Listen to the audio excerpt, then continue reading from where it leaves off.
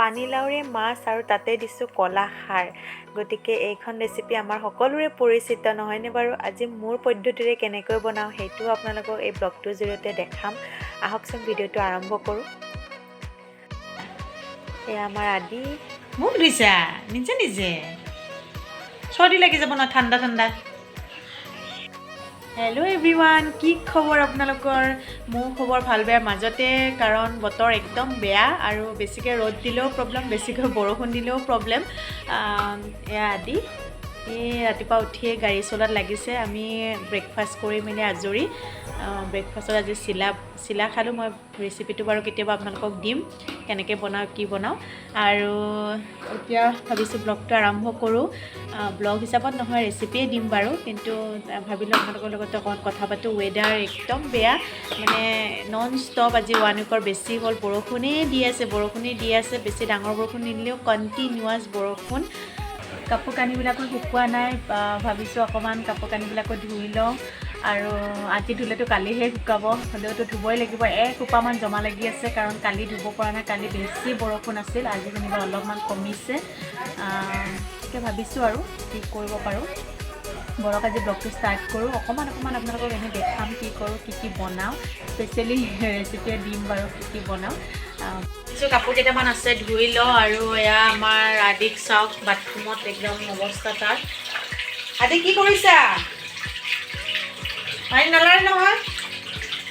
সি মানে কি হৈছে, সি বাথৰুমটো আহিব লাগে বুলি মানে কেইবাৰ যে সিয়াৰ পেচাব কৰা লগা বুলি কয়, মানে পানী চুবলৈ পাব যে, সেইটো কাৰণে। এতিয়া মই কাপোৰখিনি, কেইটামান কাপোৰ আছে, এইকেইটা ধুই লওঁ।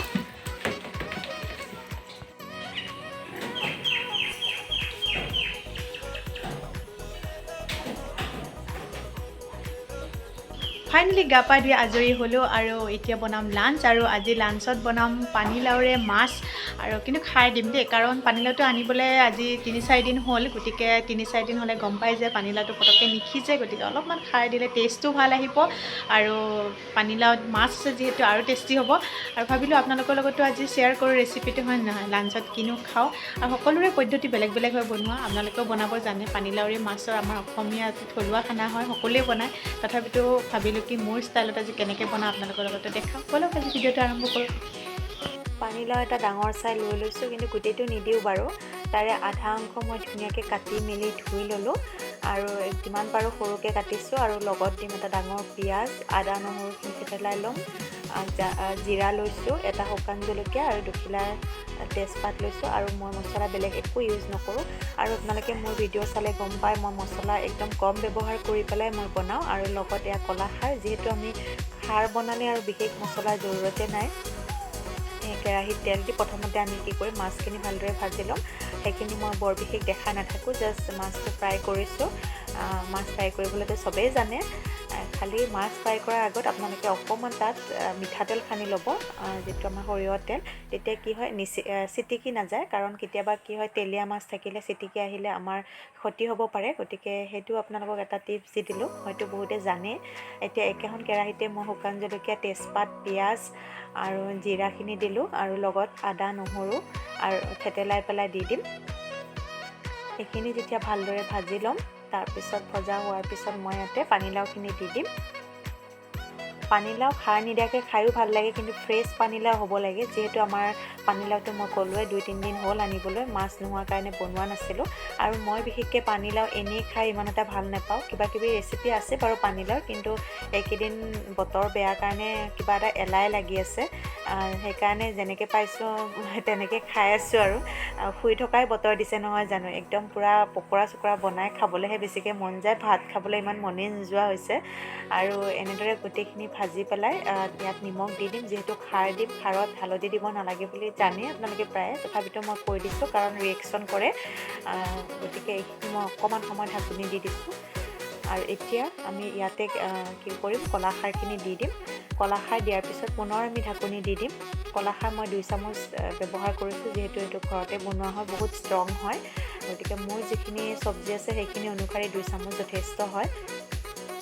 এতিয়া এইখিনি ভালদৰে লৰাই মেলি ঢাকনি দিম। আপোনালোকে দেখিব পানী নিদিয়াকৈ ইমান ধুনীয়াকৈ সিজি যাব, যিহেতু আমি খাৰ দিছোঁ। আৰু এয়া দেখিছে মই এতিয়া হেতাখনেৰে অকণ এনেদৰে ভাঙি দিছোঁ, কাৰণ খাৰ বস্তুটো গলি গ'লেই ভাল লাগে। অলৰেডি সিজি গৈছে খাৰ দিয়াৰ কাৰণে, কিন্তু তথাপিতো আমি অকণমান গলাই দিবৰ কাৰণে মই এনেদৰে হেতাখনেৰে লৰাই দিছোঁ।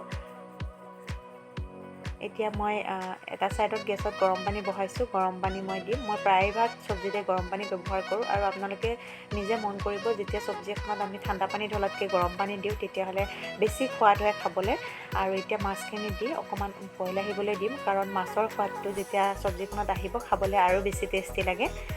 আৰু মাছ দিয়াৰ পিছত অকণমান সময়ৰ পিছতে আমাৰ গোটেইখিনি চব্জি গলি গৈছে। মই ছাইডত হেতাৰে অকণমান আপোনালোকক ভাঙি দেখাম, চাব ইমান ধুনীয়াকৈ গলি গৈছে। আৰু গতিকে এয়া চাওক, মই দিছোঁ ধুনীয়াকৈ গলি গৈছে। আৰু এয়া আমাৰ আছিল আজি পানীলাওৰে মাছৰ তৰকাৰী, লগতে খাৰ দিছোঁ। আৰু আপোনালোকে কেনেদৰে বনাই খাই জনাবচোন। পানীলাও খাৰ খাইছেনে নাই? বহুতে নাখায়, কিছুমানে পানীলাও খাৰ নাখায় বুলি কয়, কিন্তু ময়ো এনেই নৰ্মেলি মাছ থাকিলে খাৰ নিদিয়াকৈ বনাই ভাল পাওঁ, কিন্তু আজি উপায় নাছিল কাৰণে খাৰ দিলোঁ। এনেকৈও এটা বেলেগ টেষ্ট আহিছে। আশা কৰিলোঁ আজি মোৰ এই ৰেচিপিটো আৰু মোৰ এই ব্লগটো আপোনালোকৰ ভাল পালে। আৰু অকণমান লাষ্টত আদিক দেখাই দিছোঁ বাথৰুমত কি কৰি থাকে সি এনি টাইম। তাৰ খালি এটাই কাম যে মানে বাথৰুমত যাব লাগে আৰু মানে পানী খেলিব লাগে। নাজানো নতুনকৈ এইটো কি চখ হৈছে, খালি মানে পানী খেলি আছে।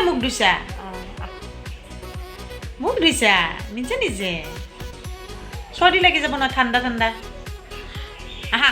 ভিডিঅ'টো চাই কেনেকুৱা পালে জনাবলৈ নাপাহৰিব। আজিলৈ আহিছোঁ, পুনৰ লগ